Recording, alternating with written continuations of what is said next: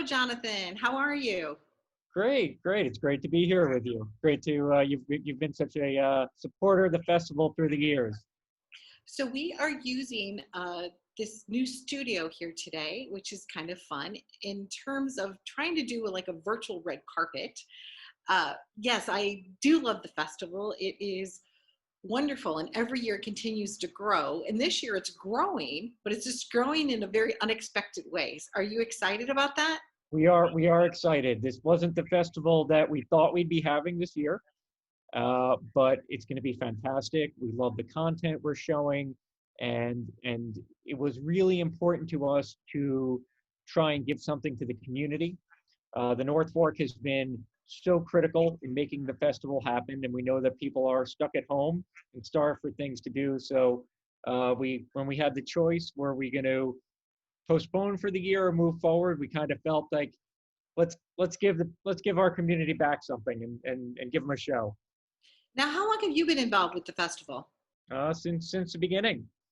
So Noah and I founded this many years ago. Our first festival was just a couple hours, kind of proof of concept, and it's grown every year since then into what it is today, where we have independent pilots, and for this will be the second year that we have the Sloan competition, where we have a science and technology pilot that we made ourselves. And what are you most looking forward to this year? Well, I can't pick one thing because that would be unfair. Um, but I mean, the pilots we selected are fantastic. The preview of Super User Do, we're just so excited. This will be the first time anyone has seen it. It's as fresh off the press as you could get, considering we just managed to shoot and edit it, given all the crazy constraints of COVID. But it's a community. It'll be great to see everybody again, even if we're waving from inside of our socially distanced cars. But there'll be great food with the food trucks, and the Borghese Winery is just so beautiful. So a little bit of everything. And one tip or suggestion is we should make sure that everybody cleans the inside of their windshield as well as the outside of their windshield, right? Yeah, look, we're definitely building the airplane while we're in flight.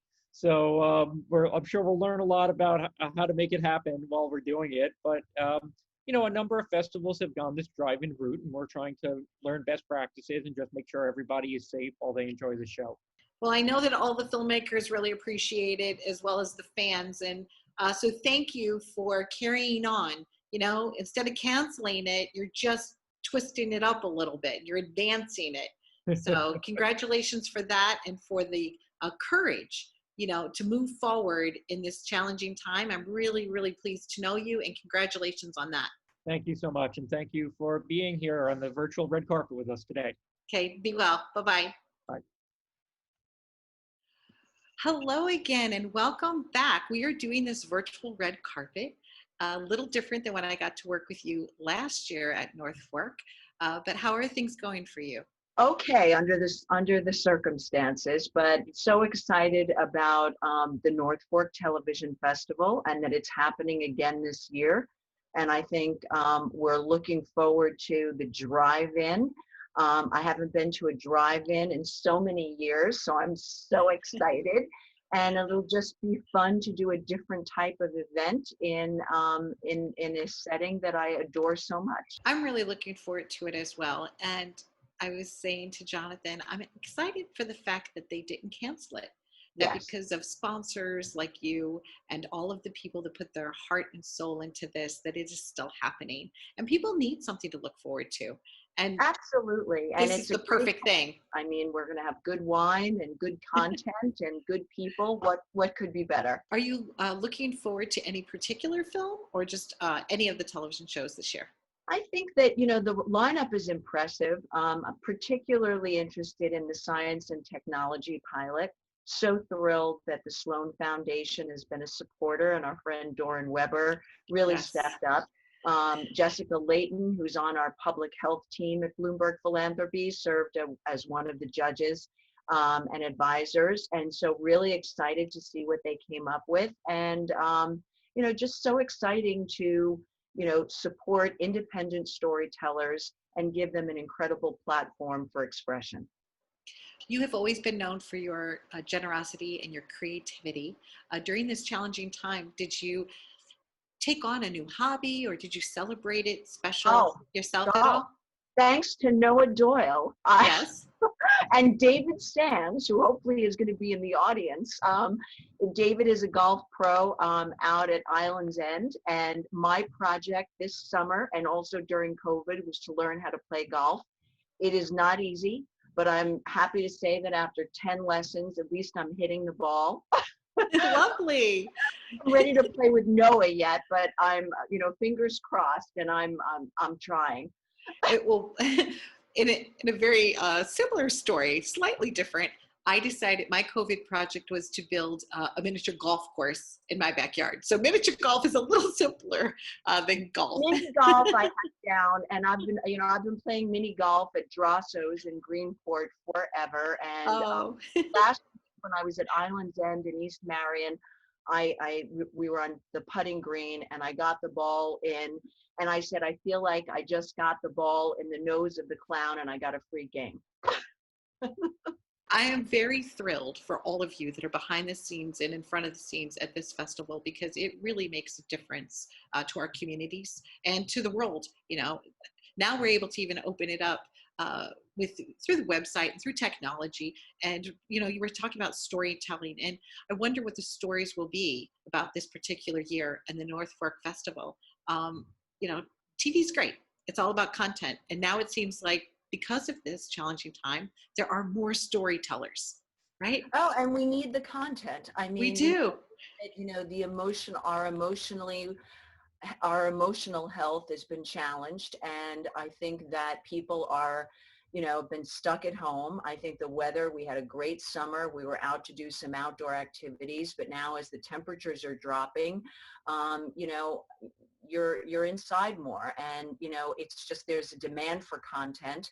And I think more than ever, it's such a great opportunity for content creators to express themselves and to give platforms different choices on content. I mean, we've been saying for years that we're in the golden age of television.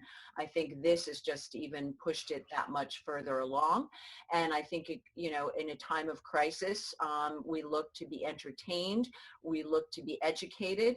And so I think that, bring on the content, and we're happy to support these independent storytellers and explore, how they're navigating their life and experiences. And hopefully we'll have some laughs, maybe some tears, but we're going to learn something. And, but I think the sponsors just feel good that they're supporting a good cause and giving creative community a unique opportunity. And we're also just celebrating our great community. The North Fork is a treasure, and so I'm glad to be a part of it, and glad that we can support this year's festival once again. You're always so bright and beautiful and wonderful. And maybe it's not the golden age anymore, but maybe it's the iridescent age of television. I'll coin a new phrase with you. So happiness to you. And thank you very much for joining us this year. Thanks for having me. Okay, be well. Bye-bye. Up next on our virtual red carpet, it is Maya. Welcome to the show. How are you? I'm good. How are you? Very well. Where are you calling in from today? Los Angeles. Very lovely. Tell us about Freeze. Okay, well, it's a dark comedy about a woman who's running out of time to have kids and the increasingly bad decisions she makes as a result. And it's got some surrealism and magical realism, and it's a fun film. Tell us about your film journey so far. How did that begin for you? Tell us a little bit about you personally. Well, that's a long story. Let's see. I've always kind of done various visual arts and also was a journalist. And so I kind of combined my love of storytelling, writing, and photography, and discovered documentary filmmaking. And I went to Columbia University in New York for a master's in documentary filmmaking, and then from there, I became a commercial director, and now I'm making scripted films. So it's been a about a 6-year journey. I kind of did a career switch and really found what I think is my passion and my calling. And as such, tell us about a little bit about the background when you were making Freeze. What were some of the steps that you took early on to ensure that it was going to be successful? Lots of things. I mean, the first thing is just building a team around you that you have faith in. Like, I'm really blessed to work with some of the most talented technicians in the business out here. I've met most of them through my role as a commercial director prior. So yeah, just making sure that you have an amazing cinematographer like I did, and a great team, because really filmmaking is a totally collaborative art form. And like what you see when you watch Freeze is not just me, it's so many people's effort and creativity. And so, yeah, I think just like assembling a dream team around you is absolutely essential to success. You know, a lot of times too, they think that that finished product, you know, or even with my television show, they think that the 30 minutes that I'm on television each week is how long it takes to make something. And I think sometimes it's interesting when you're looking back at the process that, yes, that's the finished piece that people are seeing, but these are the challenges that you had to overcome, or this was the budget that you were working with, or this is how something magical, as you were talking about magic, some magic that happened along the way. Can you share with us, because I know that time is short with you today, like one special magical moment for you that made your project even better? So many things. I mean, the most magical thing about Freeze is that I basically wrote it. It's my heart on the page. It was autobiographical, and it was something I wrote, I think, more as catharsis and something I felt like I needed to get onto the page. I didn't necessarily know it would even be made. And then, you know, I wrote it during the summer, and I think like already by October we had raised the money and had 2 name actors attached. So it happened really fast, and it was, yeah, it felt very kismet, like each actor that said yes and each person who wrote a check and things like that. It just felt like this film has to be made, and it was like a roller coaster I was being taken on that I didn't even know I was going to be taken on. So the whole thing was just totally magical. And how do you feel now? I feel great. I mean, again, I feel like making films is crazy. It's so difficult. You have to be insane to make movies. It's really a labor of love. There's no quantifying the hours you spent on it. It's really just all about love for the art form. And I think, like, you know, Freeze is the most honest film I've ever made. It's the first thing I've written as a screenwriter that I've gotten to make. I've made a lot of documentaries and commercials, and I've written screenplays, but it's the first that I've gotten to see on the screen. So it feels great. I can't wait to make another movie. I'm like, could hardly wait. And the feedback from people that know you the best, what are some of the things that they're sharing with you? I'm sure they're proud of you, but I guess has it connected you to others by, you know, showcasing your authentic self? Have other Oh, people come yeah. forward to you? Yeah, that's actually a really good question, because again, I think like some of my oldest friends who watched it, a bunch of my high school friends pooled together money on we had a fiscal sponsorship through Film Independent, and they all pooled together money, which was like so heartwarming, my oldest friends. And when they finally watched it, they said, this is just so you, like, it's so your sense of humor. It's so, so I feel like that's really interesting, because you don't really know what you are. Like, I don't know what that is, but all the people who know me the best saw like my artistic point of view on screen with it. And that's really cool. And then also, yeah, I think just like filmmaking is a marathon, not a sprint. So all your friends and family know you're like toiling away, you know, in the dark on a screenplay, or you're always working on something. But then when they finally see it on a big screen, they're like, oh, this is what you were working on. I think they're pretty surprised that their friend who's like not really talking about what they're doing, you know, ends up making something that goes somewhere and has, you know, incredible talent in it. And so, yeah, I think everyone's just like really supportive and surprised in a good way. That's a beautiful way of expressing it. Well, I thank you so much. And I'm so happy that the TV festival is happening this year and that we are continuing on, you know, forward motion. So from freeze to forward motion. But congratulations and continued success to you. And you keep representing all that you represent, because I know that you are touching hearts at home. It really matters. What you're doing really matters. Oh, thank you. You're welcome. Take care. It's nice to meet you, even virtually like this. Oh, okay. Nice to meet you too, Donna. Okay, take care. Be well. So, hello and welcome. We are doing this virtual red carpet. How many red carpets virtually have you done so far? This is my first one. Yes, it's a very unique time, but I am constantly on Zooms all day long, so I'm used to it. I remember watching Kramer versus Kramer, and I loved when he opened up the portfolio or whatever, and I said, oh, that's what I want to do. I want to go into advertising. I kind of knew that. And in the back of my mind, I always thought it would be fun, almost like science fiction, to be able to do something like this, or the Jetsons or any of those types of things. But now it's our reality. We're here, we're using the screen in a multitude of ways, and hence the North Fork TV Festival decided they were going to do this too. I think it's brilliant, and I'm so happy that you guys decided to still have it. How was that decision-making process? Because you're right there in it. You're right at the heart of it. Yeah, so I think with everything that's happening now, you just have to be ready for everything. We were pivoting day to day. Oh, it could happen. It's not happening. It'll be virtual. It'll be at a drive-in. And really, I think with all of this, it's about being in the moment because we don't know what the next day is going to look like. So we would get calls from Noah Doyle, the founder, and he'd say, okay, change of plans. Now we're doing this.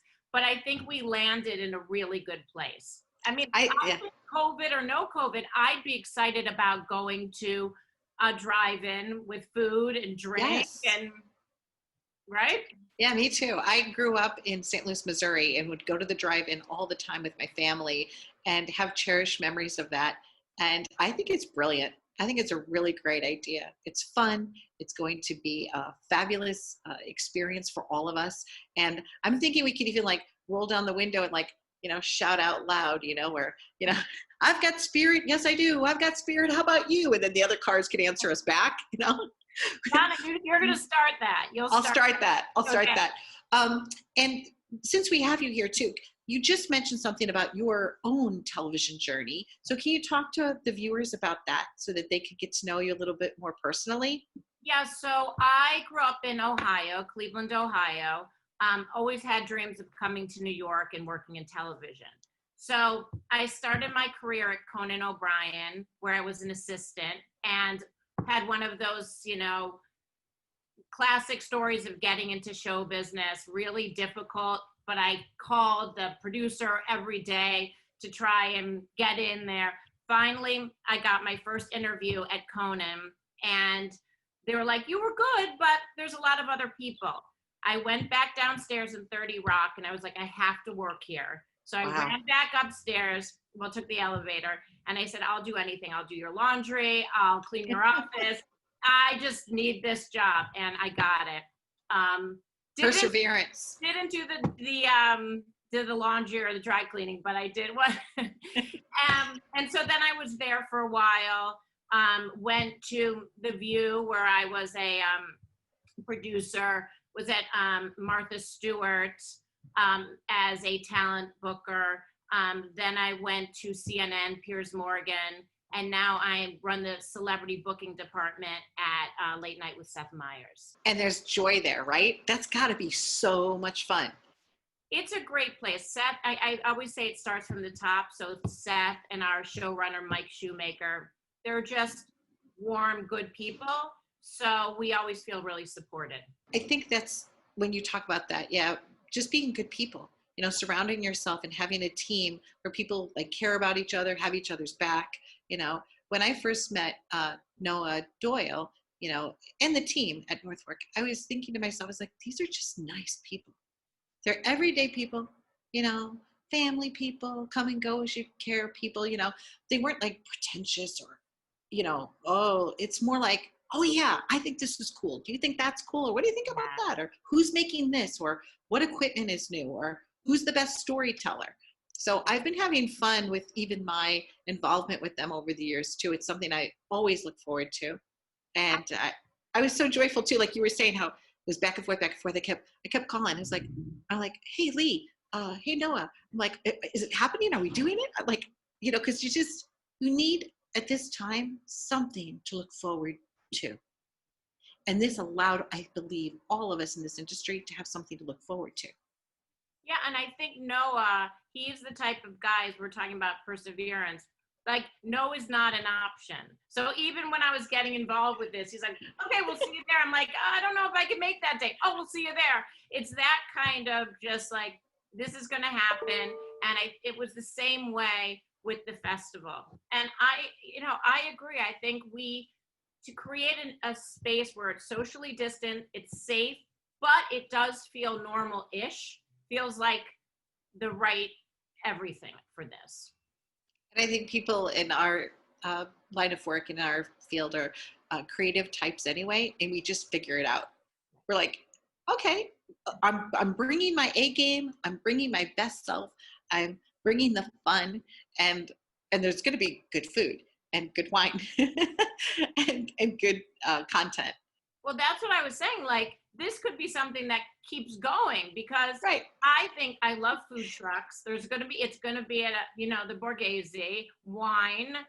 And so everybody who I've told about it is like, we'll be there.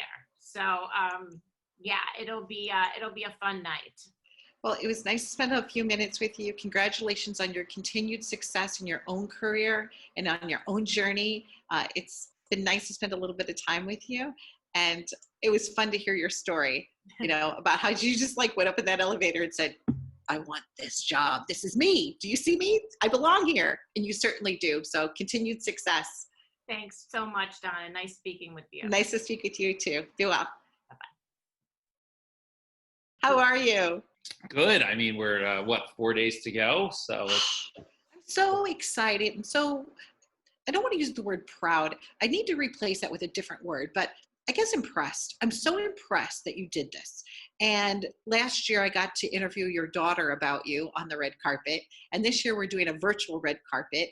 And there's something awesome about you, and I know I've told you that before, but I appreciate you. So not to make you blush or anything. So here we are. Well, my daughter appreciates you. And if it wasn't for school actually opened up, she would be joining us this afternoon. Oh, really? I just adore her. She's so cute. Oh.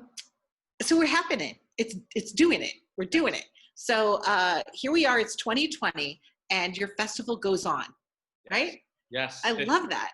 Do you feel triumphant? I know you're like, it's just a few days away, but is there something in your spirit that just says yes? Well, I think it was very easy for us to just sort of throw in the towel early on and say, all right, we're just going to do it virtual, or we're just going to put it on YouTube or Vimeo or do some sort of sharing. And the fact that when I said to everyone, no, we're going to figure out a way to do it, and everyone sort of rose to the occasion, and everyone was like, yeah, that's cool. We'll still do it, but do it in a way that is very respectful of everyone's health. It's very respectful of what everybody went through in March, and not the big celebration bang that we originally expected, but still a time to bring a community together to somewhat heal and also celebrate. So, and instead of sequins, we're wearing our sneakers. That's right. Right? Yeah, it absolutely So makes it a lot easier. The expectations of dress this year, being that everyone's going to be in their cars, is significantly less. But it should be a great evening. I mean, the things that made the festival fun in the past was great food, and we're still going to have that. Good. It was great indie pilots, and I mean, the competition and the pilots we have. I mean, I grew up with Adrian Grenier and Entourage, and he's phenomenal in the pilot Freeze that we're premiering. So there's real named actors, and the pilots were premiering. The team figured out a way to shoot in the COVID environment, the science and technology pilot.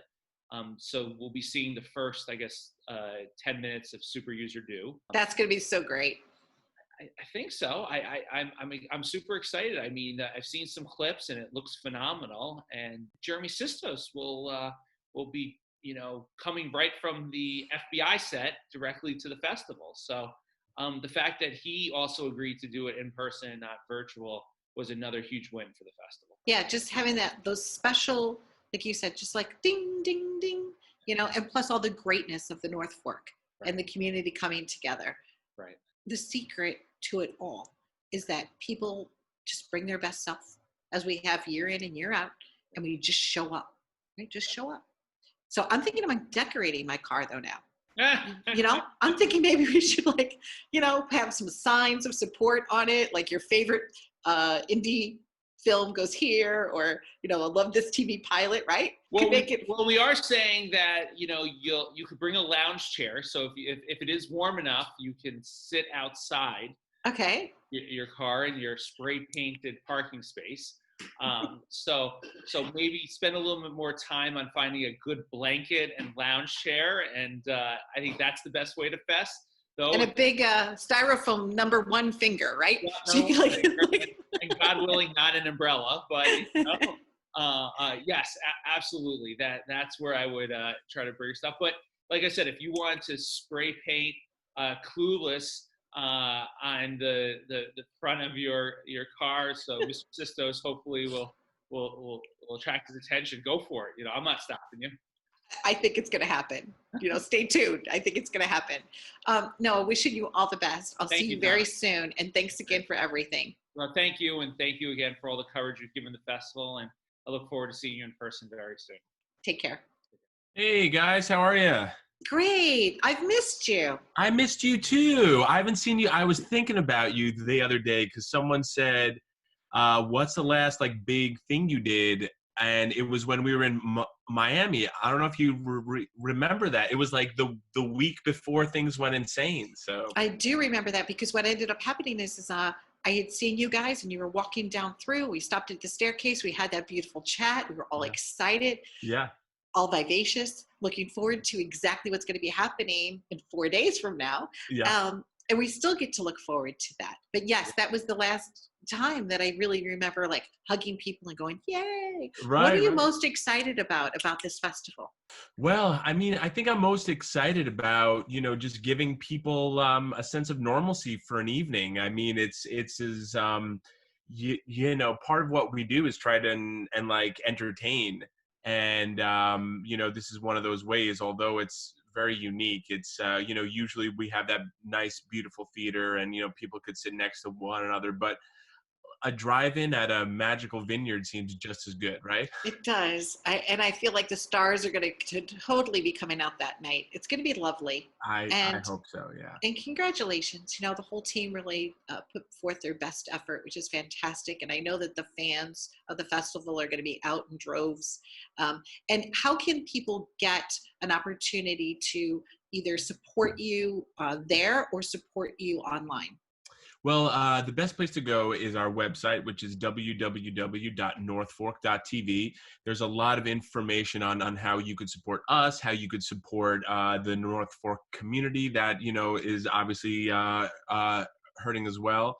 And you could also support us by watching, if you're in the tri-state area, on News 12 Plus.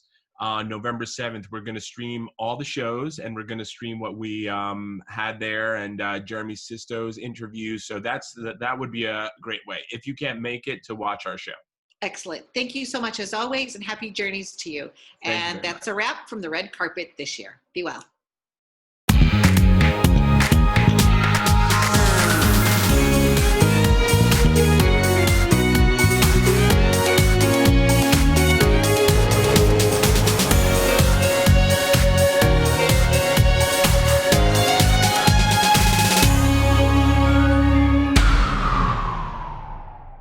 This is Donna Drake. Happy journeys!